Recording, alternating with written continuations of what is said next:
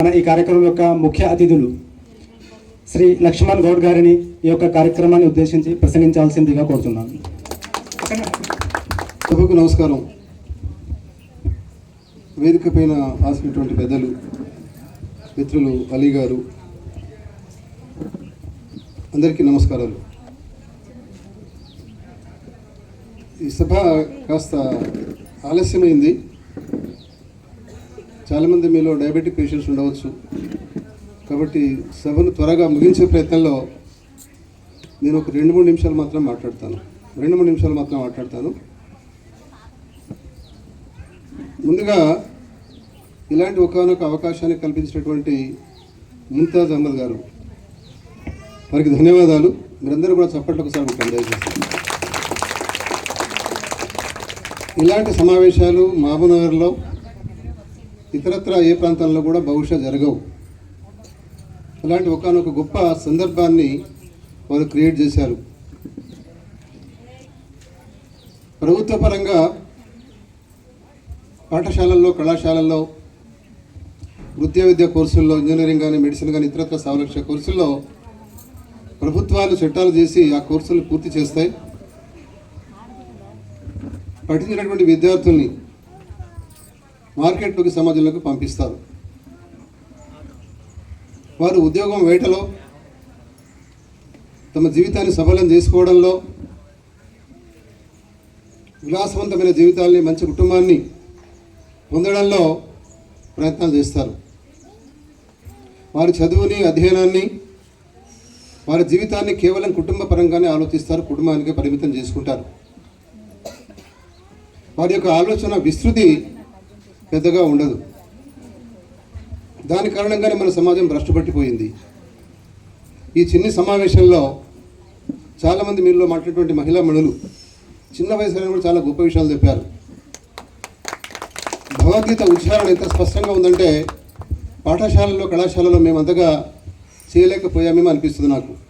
అంత ఉచ్చారణ, స్పష్టత, భావాన్ని వివరించడం లోపల క్లారిటీ కూడా స్పష్టంగా గోచరించింది. ఈ 1,00,000 సమస్యలకు మూల కారణం ఇలాంటి ధర్మోపదేశాలు, సందేశాలు, నైతికత, ఇలాంటి విలువల పట్ల మనుషులకు అవగాహన లేకపోవడం మూల కారణం. ఒకవేళ ఇలాంటి స్పృహ, ఇలాంటి కాన్షియస్నెస్ మనుషులకు ఒకవేళ కల్పించగలిగితే సమాజం ఇంకాస్త బాగుండేదేమో అనిపిస్తుంది నాకు. మన భారతదేశం నిండా చట్టాలు ఉన్నాయి, కోర్టులు ఉన్నాయి, సుప్రీంకోర్టు ఉంది, హైకోర్టు ఉంది, సంరక్షణ ఉన్నాయి, పోలీస్ స్టేషన్లు అన్నీ కూడా ఉన్నాయి. ఎవరు తమ డ్యూటీని ఎవరు చేయడం లేదు. ఈ మారల్ వాల్యూస్ పట్ల, నైతికత పట్ల, ధర్మం పట్ల ఎవరికి కూడా పూర్తిగా సమగ్రమైన అవగాహన లేదు. సుప్రీంకోర్టులో అన్యాయం జరుగుతుంది, హైకోర్టులో అన్యాయం జరుగుతుంది, పోలీస్ స్టేషన్లో అన్యాయం జరుగుతుంది, కలెక్టరేట్లో అన్యాయం జరుగుతుంది. దీనికి మూల కారణం ఏంటంటే ఈ ధార్మిక ప్రవర్తన, నైతికత, శీల సంపద లోపించడం మూల కారణం. అలాంటి విద్యను, అలాంటి ప్రవర్తనను పాదుకొల్పే ప్రయత్నం లోపల మన కళాశాలలు, పాఠశాలలు పూర్తిగా సఫలం కాలేదు. మూల కారణం అక్కడ ఉందన్నమాట. ఒక హైకోర్టు జడ్జి పట్టుబడతాడు, ఒక కలెక్టర్ పట్టుబడతాడు, ఒక పాఠశాల అధ్యాపకుడు పట్టుబడతాడు. మూల కారణం ఏంటంటే వాళ్లకు చిన్నప్పటి నుంచి కూడా కళాశాల స్థాయిలో కానీ, పాఠశాల స్థాయిలో కానీ సరైన విద్య అందకపోవడం, ఈ మారల్స్ పట్ల, వాల్యూస్ పట్ల వాళ్ళకి ఏమాత్రం కూడా నిబద్ధత లేకపోవడం, దాని కారణంగా ఈ సమస్యలన్నీ వస్తున్నాయి. భారతదేశంలో ఈనాడు ఇంతగా మనం కొట్టుమిట్టాడుతున్నాం. మతాల మధ్య సమస్యలు, రకరకాల వర్గాలు, వైషమ్యాలు, కులాల మధ్య పోరాటం. ఇక్కడ ఒక చిన్న సంఘటన గుర్తొస్తుంది. రెండో ప్రపంచ యుద్ధం తర్వాత, రెండో ప్రపంచ యుద్ధంలో చాలామంది మరణించారు. దాదాపు 2 లక్షలకు పైగా చనిపోయారు రెండో ప్రపంచ యుద్ధంలో.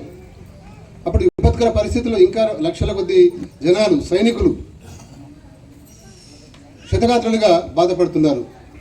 అలాంటి పరిస్థితుల్లో ఒక గొప్ప వైద్యం కనుక్కోబడ్డది. పెన్సిలిన్ అనే వైద్యం కనుక్కోబడ్డది, పెన్సిలిన్. దాన్ని కనుక్కున్నది అలెగ్జాండర్ ఫ్లెమింగ్. ఆ వైద్యం కారణంగా లక్షల కొద్ది మంది బ్రతకగలిగారు. అదే వైద్యం ప్రపంచవ్యాప్తంగా భారతదేశంలో కూడా ప్రవేశించి లక్షల కోట్ల మందిని రక్షిస్తుంది. ఈ ఒక చిన్న అంశం మనకి ఏం చెప్తుంది చెప్పండి? మనుషులంతా ఒక్కటే. ఏ మందు ఎక్కడ కనుక్కోబడ్డా కూడా, పెన్సిలిన్ కావచ్చు, టెట్రాసిలిన్ కావచ్చు, గుండె ఆపరేషన్ కావచ్చు, పెన్సిలిన్ కావచ్చు, ఇంకోటి కావచ్చు, ప్రపంచవ్యాప్తంగా ఉన్నటువంటి విజ్ఞానం అంతా కూడా మనందరం కూడా అందుకుని పొందుతున్నాం, లాభాలు పొందుతున్నాం, మన జీవితాన్ని సఫలం చేసుకుంటున్నాం, జీవితంలో క్వాలిటీ పెంచుకుంటున్నాం. వాళ్ళ మధ్య వైషమ్యాలు వర్గం ఎందుకు నాకు అర్థం కావడం లేదు. మన హిందూ సంప్రదాయం ప్రకారం అధర్వణ వేదంలో కృషి చెప్పింది. అధర్వణ వేదంలో all human beings are of one race, మనుషులంతా కూడా ఒకే జాతి సంతతి. అమెరికా కావచ్చు, రష్యా కావచ్చు, పాకిస్తాన్ కావచ్చు, ఇంకో దేశం కావచ్చు, మనుషులంతా కూడా ఒకే జాతి సంతతి. అంతకుమించి ఇంకా వేదం ఉంటుందా, వేదాంతం ఉంటుందా? అన్ని మత గ్రంథాల్లో కూడా ఈ విషయాలు ఉన్నాయి, మనం మర్చిపోతున్నాం. ఖురాన్ వేరని, గీత వేరని, బైబిల్ వేరని, ఇంకోటి వేరని చెప్పి మనుషుల మధ్య ఈ అవాంతరాలను సృష్టించారు పరమ మూర్ఖులు. అలాంటి పరమ మూర్ఖులే ఇంకా వాళ్ళు ఉన్నత స్థాయిలో కూడా పెరుగుతున్నారు ఈ కాలంలో కూడా. ఒకవేళ వాళ్ళే మత ప్రవక్తలు ఒకవేళ ఇది మంచి విషయం, అన్ని మతాలు ఒకటే, మనుషులంతా ఒకటే, ప్రపంచమంతా ఒకటే అన్నటువంటి ఒక విశాలమైన దృక్పథాన్ని మనుషుల లోపల చెప్పగలిగితే, ఏర్పరచగలిగితే మనం సుభిక్షంగా ఇంకాస్త ప్రశాంతంగా మనగలుగుతాం. ఇలాంటి చాలా సున్నితమైన విషయాలు సభలో చర్చకు తీసుకొచ్చారు. మరి విస్తృతంగా మాట్లాడకుండా నేను ముగించే ప్రయత్నం చేస్తాను. నేను ఈ సంస్థ ఏదైతే ఉందో కేవలం మీకు ఉద్యోగాలు ఇవ్వడం కాకుండా జీవితానికి భరోసా ఇవ్వడం కాకుండా మీ లోపల మంచి విలువల్ని, మంచి పద్ధతుల్ని, మంచి ప్రమాణాలని మీకు ఉద్బోధించారు. మీ ఒంటి నిండా ఆవహింపజేశారు. వాటిని మీ జీవితం లోపల అందుకోండి. వాటి యొక్క ప్రసాదాన్ని మీ పిల్లలకు కూడా అందించండి. ఒక మంచి కోసం, మంచి భవిష్యత్తు కోసం ఈ చిన్న సంస్థ మహబూబ్నగర్ పట్టణంలో విస్తృతంగా వ్యాపించి సేవలు అందించే ప్రయత్నం లోపల నిమిత్తం ఆశిస్తూ నాకు అవకాశం ఉన్నటువంటి ముంతాజ్ గారికి, మిగతా వారికి తీసుకున్నాను. ధన్యవాదాలు సార్. చాలా షార్ట్ టైంలో చాలా అద్భుతమైన విషయాలు అందరూ కూడా వివరించారు. అందరం కూడా మత సామరస్యంతో కలిసి ఉంటే మన భారతదేశం ఎంతో అభివృద్ధి చెందుతుంది.